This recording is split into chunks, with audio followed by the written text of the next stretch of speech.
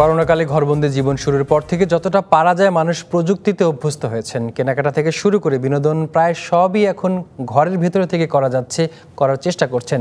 সারা বিশ্বের মতো বাংলাদেশের বহু মানুষ বাইরে না গিয়ে অফিস করছেন, ঘরে বসেই মুখোমুখি সাক্ষাতের কাজটিও সারছেন মোবাইল ফোনে কথা বলে কিংবা ভিডিও কলে মিটিং করে।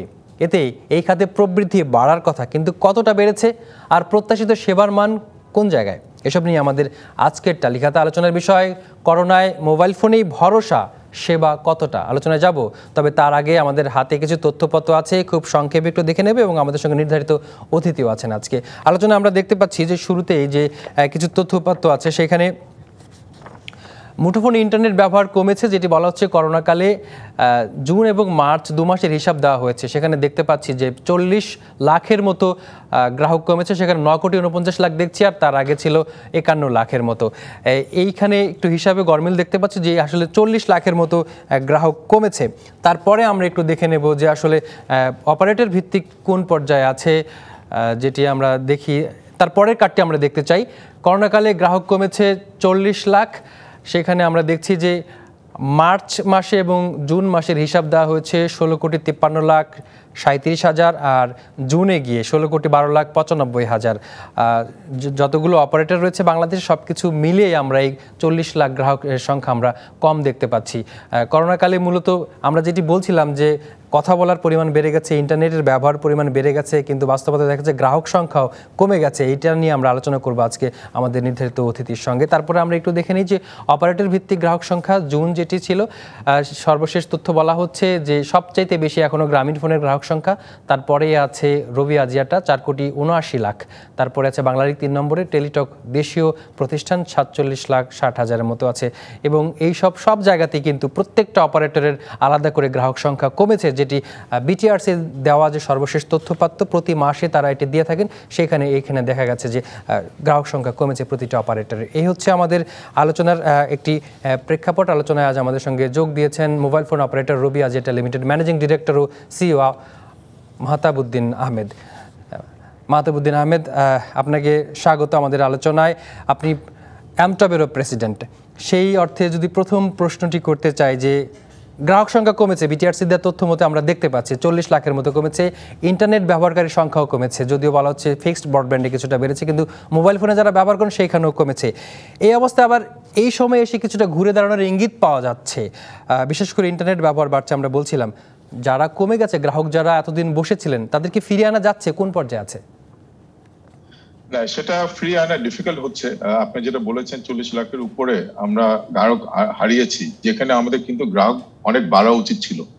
যদি আমরা বলি আমাদের 16 কোটি মানুষের 16 কোটি সিম আছে, বাট ইউনিক সিম পেনিট্রেশন কিন্তু অনলি 55%। তার মানে হচ্ছে এখনো 45% লোক মোবাইল ব্যবহার করছে না, তাদের আনার সুযোগ আছে। সেই ক্ষেত্রে 40 লক্ষ হারানোটা, ব্যবহারকারীকে হারানোটা কিন্তু একটা বড় ধরনের, আমি বলবো, দুর্ঘটনা।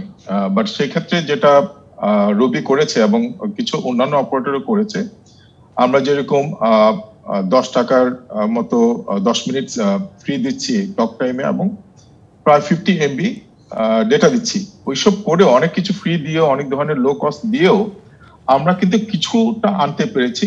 প্রায় আমি বলবো 25% মতো যারা চলে গিয়েছিল নেটওয়ার্কের বাইরে, তাদেরকে নিয়ে এসেছি। এটা একটা দিক ছিল। আরেকটা দিক ছিল যেটা লকডাউনটা গ্র্যাজুয়ালি উইথড্র বা পার্সিয়াল উইথড্রয়ালের পরেও সেখানেও আমরা দেখেছি একটা মার্কেটিং অ্যাক্টিভিটির কারণেও বা ইকোনমিক অ্যাক্টিভিটির কারণে সেখানে একটা ইমপ্রুভমেন্ট দেখেছি। বাট আনফরচুনেটলি যে ইমপ্রুভমেন্টটা আমরা ইনিশিয়ালি দেখছিলাম, সেই ইমপ্রুভমেন্টটা কিন্তু ফার্দার আমরা দেখি নাই। আমাদের একটা ডিসিশনের জন্য, বাজেটের জন্য, বাজেটে যেটা আপনি জেনেছেন অলরেডি কিন্তু এই industry highly taxed. Not only industry, যারা এইটার ইউজার তারাও কিন্তু হাইলি ট্যাক্স, যেটার পরে টক টাইম বেড়ে হয়েছে 33%, অলমোস্ট 33% ট্যাক্স দিতে হচ্ছে কনজিউমারকে, এবং ডেটার ক্ষেত্রেও এটা প্রায় 25%-এর মতো। সো এটার পরে দেখা গেছে যে ইউজেজ আবার ফার্দার ডিটোরিয়েট করেছে। এবং নেট যদি আমি বলি, আপনি একটু প্রথম বলেছেন, একটু আমি কারেকশন করে দিই, ভয়েসে কিন্তু কনজাম্পশন সিগনিফিকেন্টলি কমেছে, যেটা 15%-এর উপরে, যেটা কিন্তু খুব একটা আমরা ইমপ্রুভমেন্ট দেখছি না। ডেটাতে হ্যাঁ কনজাম্পশন বেড়েছিল, বাট আমরা যেহেতু প্রাইস কমিয়ে দিয়েছিলাম, যার ফলে সেটা বেনিফিটটা আমরা দেখতে পারিনি। আর আপনারা যদি রিপোর্টের নাম্বার দেখেন, আমাদের মার্কেট লিডার যে আছেন এবং রবি, আপনারা দেখবেন ওভারঅল আমরা হাই সিঙ্গেল ডিজিটের ডিগ্রোথ হয়েছে, যেটা প্রমাণ আপনারা পাবেন যে আসলে এই সিচুয়েশনে আমরা সিগনিফিকেন্টলি ডিগ্রো করছি। আর ওই সময় বাজেটে এই ধরনের ট্যাক্স বাড়িয়ে দেওয়া এটা সুইসাইডাল ছাড়া আর কিছুই না, যার ফলে যে একটা আশা ছিল আমরা আরেকটু ভালো করব, বাট সেই আশাটাও আসলে ভন্ডল করে দিচ্ছে। আর মাধবুদ্দিন আহমেদ, আপনি বলছিলেন যে বাজেটে যে সিদ্ধান্ত এসেছে তার ফলে গ্রাহক সংখ্যা বাড়েনি এবং তাদের যে কথা বলার পরিমাণ, খরচ করার প্রবণতা সেইটি কমে গেছে, কিন্তু করোনা কালে তো অন্যান্য বিষয় এখানে প্রভাব বিস্তার করেছে। আপনারা নিশ্চয়ই আলাদা করে গবেষণা করেছেন কেন গ্রাহক চলে গেল অথবা তারা ফিরতে পারছেন না? এটা একটা বড় কারণ হচ্ছে, আপনারা যদি চিন্তা করে দেখেন, প্রথমে যখন আমরা লকডাউন শুরু হলো 26 মার্চে, তখন একটা বড় অংশ আমরা হারিয়েছি প্রাইমারিলি বিকজ লোকজন রিচার্জ করতে পারছিল না। কারণ আপনার যেহেতু লকডাউন, বাজার বন্ধ, বাংলাদেশের মানুষরা কিন্তু এখনো রিটেলের কাছে চলে যায় রিচার্জ করার জন্য। যদি ওই রিটেলের দোকানই বন্ধ থাকে, সেই ক্ষেত্রে রিচার্জ করবে কিভাবে? সো ওটা একটা বড় কারণ ছিল আমাদের রিচার্জ কমে যাওয়া এবং ইউজেস কমে যাওয়া। সেকেন্ড একটা কারণ ছিল, যখন আমরা মার্জিনাল ইনকাম গ্রুপের লোকজনের কথা বলি, ডেইলি লেবারার, তারাও কিন্তু একটা রিক্সাওয়ালাও কিন্তু মোবাইল ব্যবহার করে। এই ডেইলি লেবারারদের যখন ইনকাম কমে যায়, তখন কিন্তু ডেইলি আর্নিং না থাকে, সেক্ষেত্রে কিন্তু তারা মোবাইল ব্যবহার করতে পারে না। যাদের ধরেন সপ্তাহে বাজেট হচ্ছে 10 টাকা বা 20 টাকা, তাদের পক্ষে আর মোবাইল ব্যবহার করা সম্ভব হচ্ছে। এই যে 40 লক্ষ টাকা দিচ্ছেন, 40 লক্ষ টাকা কিন্তু ইজ প্রাইমারিলি ডিউ টু এইসব মার্কেটিং ফ্যাক্টরের জন্য, যাদের ইনকাম দিয়ে আর তারা এই মোবাইল সার্ভিস নিতে পারছে না। বাজেটের ঘটনাটা কিন্তু ঘটেছে কিন্তু আরো পরে।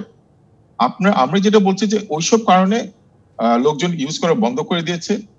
আর বাজেটের কারণে যেটা একটা আপওয়ার্ড ট্রেন্ড দেখা যাচ্ছিল, বাজেটের কারণে এটা আপওয়ার্ড ট্রেন্ড আর থাকছে না, এটা রাদার ডিক্লাইনিং। কিন্তু এখন তো মানুষ আবার কাজে ফিরেছে, আর আপনি যেটি বলছেন যে রিচার্জের সমস্যা হচ্ছিল, ফলে এখন তো দোকানপাটও খুলেছে, এই সমস্যাটা কি মিটেছে এখন নাকি আগের জায়গায় আছে? না, অনেকটা মিটেছে। আমি বলবো দুইটা কাজ করেছি আমরা হচ্ছে ডিজিটাল রিচার্জে এনকারেজ করছি। আমরা বিভিন্ন এমএফএস এর সাথে, ব্যাংকের সাথে পার্টনারশিপের মাধ্যমে এমএফএস টা যে ডিজিটাল রিচার্জটা বাড়িয়েছে, এটা অলমোস্ট ডাবল করে ফেলতে পেরেছি আমরা। তো সেই জায়গায় একটা বড় ধরনের উন্নতি হয়েছে। আরেকটা হচ্ছে, হ্যাঁ, এখন আর রিটেলার আগের মতো বন্ধ নাই। একটা পর্যায়ে গিয়েছিল যে almost 70% of the retailer were close down, এখন হচ্ছে এটা অনেক কমে আসছে। সো অনেকটাই উন্নতি হয়েছে, বাট ব্যবহারটা কমে গেছে। এটা ভয়েসও হয়েছে, ডেটাতেও বাজেটের পরে ভয়েসটা, ডেটা ব্যবহারটা কমে গেছে, যার ফলে রেভিনিউ গ্রোথ আর হচ্ছে না যেভাবে আমরা আশা করেছিলাম। জি, মাহবুবুদ্দিন আহমেদ, একটি বিষয় জানতে চাই যে করোনাকালে আমরা সর্বশেষ হিসাব দেখেছি যে বিশ্বের যে টেক জায়ান্ট যে কোম্পানিগুলো আছে, তারা এই সময় বড় ধরনের প্রবৃদ্ধি পেয়েছে, মুনাফা করেছে, বড় ধরনের রেভিনিউ পেয়েছে। বাংলাদেশে যারা এখন প্রযুক্তি নিয়ে কাজ করে তাদের কি অবস্থা? আর এই যে একটা সময় চলছে, এখন আমরা শুরুতেই বলেছি সবাই ভার্চুয়ালি এখন কানেক্ট হওয়ার চেষ্টা করছে, সেটা করতেও পারছে। এই সুযোগে আপনারা নতুন নতুন প্রোডাক্ট নিয়ে গ্রাহকদের সেবা দেওয়ার সুযোগ পেয়েছেন নিশ্চয়ই। কিভাবে সেই সেবাটা দিচ্ছেন? নতুন নতুন প্রোডাক্ট আনার সুযোগ পেয়েছেন কিনা, দিতে পারছেন কিনা? আচ্ছা, আপনার কোশ্চেনে দুটো পার্ট আছে। একটা হচ্ছে আপনি কম্পেয়ার করছেন ডেভেলপ কান্ট্রির সাথে। ডেভেলপ কান্ট্রিতে অবশ্যই তারা যথেষ্ট বেনিফিট পেয়েছে। এই টেলিকম অপারেটররা, এটা দুটো কারণ, তাদের হচ্ছে রেট হচ্ছে অনেক হাই, রেটটা আরো বাড়িয়ে দিয়েছে, এবং ওদের সবচেয়ে বড় কারণ হচ্ছে ওগুলো হচ্ছে ডেটা সেন্ট্রিক ইকোনমি। ওখানে কিন্তু ভয়েস বলতে কিছু নাই, ওরা ভয়েস ব্যবহার করে না, ওরা ওটিটি ব্যবহার করে। এই ডেটাতে এবং ডেটা স্ট্রিমিং এর কারণে নেটফ্লিক্স বা অ্যামাজন প্রিমিয়াম এসবের কারণে কিন্তু ওদের ডেটা ইউজেস এক্সপ্লোড করেছিল, যার জন্য তারা গেইন করেছে। কিন্তু বাংলাদেশের মতো থার্ড ওয়ার্ল্ড কান্ট্রি গুলোতে কিন্তু সবগুলোতে ডিগ্রোথ হয়েছে। এটা একটা বড় কারণ। আমাদের রেভিনিউর একটা বড় অংশ, মোর দেন 60% হচ্ছে ভয়েস। যখন ভয়েস ডিক্লাইন করে, ওভারঅল রেভিনিউ ডিক্লাইন করে, যেটা আমি আগেও বলেছি। রুবির ক্ষেত্রে 15% এবং ইন্ডাস্ট্রির ক্ষেত্রে নাম্বারটা একই রকমই হবে। আর ডেটার ক্ষেত্রেও যেহেতু আমাদের ডেটা ক্যাপাসিটি আমরা হঠাৎ করে বাড়াতে পারছি না, যেই জন্য ওটা বেনিফিট নিতে পারি না। সেকেন্ড জিনিস যেটা হচ্ছে, আমরা প্রাইস কমে দিয়েছি, যেটা ডেভেলপ কান্ট্রিতে করে না। সো ওটা একটা কারণ। ডেভেলপ কান্ট্রি যেটা ভালো করেছে, আপনার শুধু আমি বাংলাদেশের কথা বলবো না, বাংলাদেশ, ইন্ডিয়া, শ্রীলঙ্কা, আমাদের রিজনাল যত কান্ট্রি আছে, প্রত্যেকটা দেশে কিন্তু ডিগ্রোথ হয়েছে বিকজ অফ ভয়েস ডমিনেন্সের জন্য। সো এটা একটা উত্তর দিচ্ছি। আর সেকেন্ড যে আপনার কোশ্চেনটা করলেন, আমরা কি কি নতুন প্রোডাক্ট ইন্ট্রোডিউস করছি, একটা জিনিস আমরা করেছি যে ডিজিটাল রিচার্জ। এখন লোকজনদেরকে যদি ডিজিটাল না হয়, এই ধরনের ঘটনা ঘটতে পারে, আবার সামনে আসতে পারে, এটাও এখনো শেষ হয়নি। তো লোকজন যত ডিজিটাল হবে, তাদের লাইফ কিন্তু ততই ইজি হয়ে যাবে, যার জন্য আমরা ডিজিটাল রিচার্জ বাড়িয়েছি। MFS uses for utility payment, এইসব সবগুলো কথা যদি বলেন, প্রত্যেকটাতে কিন্তু আমরা ম্যাসিভ গ্রোথ দেখতে পাচ্ছি। বাট এটা বেনিফিশিয়ারি হচ্ছে মোস্টলি এমএফএস এবং ব্যাংকগুলো। আরেকটা সাইডে যেটা আমরা করেছি এডুকেশন লাইন। সময় হয়েছে, আপনার কাছ থেকে আরো শুনবো টেলিকম খাতের গ্রাহকদের যে সমস্যা সেগুলো আপনার কাছ থেকে শুনবো এবং কিভাবে সমাধান করা যায় নিশ্চয়ই আপনার কাছ থেকেও সেটা জানবো আমাদের বিরতির পর। অবশ্যই আমাদের সঙ্গে যুক্ত থাকবেন। দর্শক, চলছে টালি খাতা, ফিরছি বিরতির পর। আবারও স্বাগত জানাচ্ছি টালি খাতে। আলোচনার বিষয় করোনায় মোবাইল ফোনেই ভরসা, সেবা কতটা। আলোচনায় আছেন মোবাইল ফোন অপারেটর রবি আজেটা লিমিটেডের ম্যানেজিং ডিরেক্টর ও সিইও মাহতাবুদ্দিন আহমেদ। জনাব মাহতাবুদ্দিন আহমেদ, একটি বিষয় যে আসলে গ্রাহকদের জায়গা থেকে অভিযোগ আসে যে তারা একটি ডেটা প্যাকেজ কিনলেন ইন্টারনেট ব্যবহার করার জন্য, 7 দিনের জন্য কিনলেন, কিন্তু দেখা গেল তার কাছে অব্যবহৃত ডেটা থেকে গেল, কিন্তু মেয়াদ ফুরিয়ে যাওয়ার কারণে সেটি তিনি আর ব্যবহার করতে পারছেন না। অলমোস্ট সব অপারেটরের বিরুদ্ধে এই অভিযোগ পাওয়া যায়। তারা তো চান আসলে পুরো ডেটাটা ব্যবহার করতে। এই জায়গায় আপনাদের কিছু করণীয় আছে কিনা? এটা যে জিনিসটা সবাইকে বুঝতে হবে সেটা হচ্ছে প্রত্যেকটা প্রোডাক্টের একটা নেচার থাকে। যখন আমরা কম ভ্যালিডিটি প্রোডাক্ট দেই সেটা মানে হচ্ছে সেখানে কিন্তু প্রাইসটা অনেক কম থাকে। যখন আপনি 3 মাসের ভ্যালিডিটি বা 30 ডেজ ভ্যালিডিটি নেবেন সেখানে কিন্তু প্রাইস বাড়তে থাকে। সো বেসিক্যালি আমরা যেটা চয়েস দেই আমাদের কনজিউমারকে, যারা খুব বেশি কনজিউম করে তাদের স্মলার ভ্যালিডিটি প্রোডাক্ট কিনলে কিন্তু তারা সাশ্রয়ী মূল্যে পাবে। সো এটা হচ্ছে ডিফারেন্ট কনজিউমার প্রোফাইলের নিড অনুযায়ী করা হয়। সো এটা একটা পয়েন্ট। সো এটা হচ্ছে প্রোডাক্ট, এটা মার্কেটিং বা প্রাইসিং এর একটা টেকনিক। সো যে যার সুইটেবল নিড অনুযায়ী তারা 7 দিনের প্রোডাক্ট নেবেন না 3 দিনের নেবেন না 1 মাসের নেবেন, এটা ওনারা ডিসাইড করেন। বা যত বেশি ভ্যালিডিটি থাকবে প্রাইস তত বেশি হবে। That's the fundamental rule that applies by all the operator. শুধু বাংলাদেশে না, পৃথিবীর অন্যান্য জায়গাতেও তাই হয়ে থাকে। আর সেকেন্ড যেটা হচ্ছে ক্যারি ফরওয়ার্ড। আমরা কিন্তু ক্যারি ফরওয়ার্ড স্পেসিফিক কিছু প্রোডাক্ট গুলোকে দেই, বাট সেগুলো হচ্ছে 30 ডেজ প্রোডাক্ট গুলো বা 28 days product, not weekly product বা ফোর্টনাইটলি প্রোডাক্ট। সো এটা যেটা করা হচ্ছে এটা হচ্ছে গ্লোবাল প্র্যাকটিস অনুযায়ী এই জিনিসগুলো করা হয়। জি, একটি বিষয় আপনি বলছিলেন যে উন্নত বিশ্বে আসলে ডেটা ব্যবহার করায় বেশি, তাদের ভয়েস কল রেট যেগুলো অথবা কথা বলা এইগুলো কম। সেই জায়গায় বাংলাদেশেও কিন্তু প্রান্তিক পর্যায়ে ইন্টারনেট ব্যবহারের অবকাঠামো উন্মোচিত হচ্ছে। রবি আলাদা করে 4.5G উন্মোচিত করছে, অনেক জায়গায় গেছে, উপজেলা পর্যায়ে গেছে, এই খবরটা আমরা জানি। কিন্তু একদম গ্রামীণ পর্যায়ে এখনো পর্যন্ত অনেকে কিন্তু সেই 4G অথবা 4.5G সেই সেবাটা পান না। এই জায়গায় কোনো অসুবিধা আছে? আসলে অসুবিধাটা কোথায়? অবকাঠামো জায়গায় অসুবিধা নাকি অপারেটরের এন্ডে কোথাও অসুবিধা আছে? অসুবিধা আসলে অনেক জায়গায়, এবং অপারেটর এন্ডে আমি বলবো অপারেটর যে ব্রেভ অপারেটর গুলো, আমি বলবো আমাদের যে টপ যে 4টা অপারেটর আছে প্রত্যেকে কিন্তু একটা ব্রেভ ডিসিশন নিয়েছে।